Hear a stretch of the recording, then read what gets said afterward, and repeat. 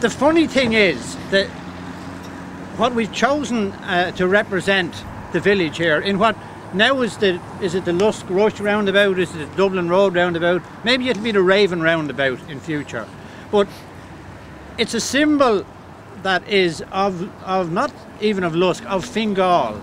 And strangely enough, the Raven started out not as something that the Fingal people liked or really wanted anything to do with.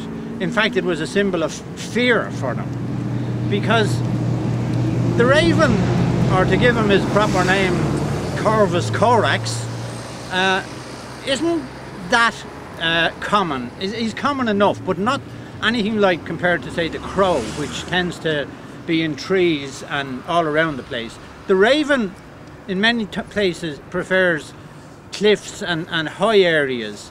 And the story of how he came to be the emblem of Fingal really would start, if you don't, and it won't take me this long, but it would start back at the Ice Age, right? I won't go into it in detail, but way back in the Ice Age, there was massive chunks gorged out of the coastline up in Norway to form the fjords of Norway. And with them there was massive cliffs on either side.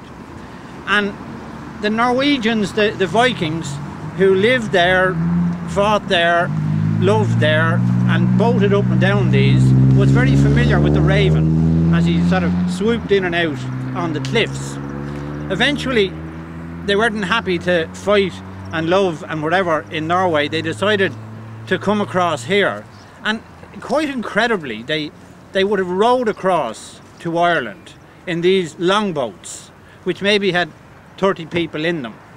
And being people who were coming from Norway and going away for a long time, even if they thought they were going for a bit of fun, but like any country, they took something which reminded them of home, which was the Raven, and they put it on their sails and they put it on their flags. And when they came across here and when they sailed up the coastline, they had sails with, among other things, the Black Raven on it.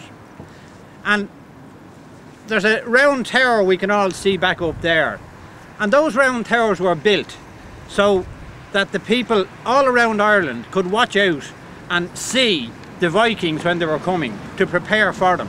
So you can imagine in about 795, when the first of these Vikings arrived, some poor monk up at the top of that round tower seeing this sail with a Black Raven on it coming up the coast, and them lads, they were here for rape, for pillage and for anything they could get. And Lusk at the time would have been quite an important area ecclesiastically, so we were raided constantly. So the Raven in those years was something to be terrified of when we saw it coming, not something to be proud of. Certainly not something you'd ever think that Fingal County Council would finish up with on their crest, or that we'd name football teams and bands after.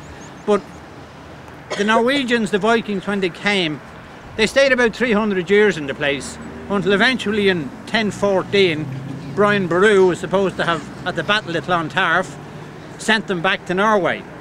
And it's recorded that we took a flag off them on that day which had the Raven on it as well. It's supposed to have been brought back to Lusk. Whether it has or not, I don't know.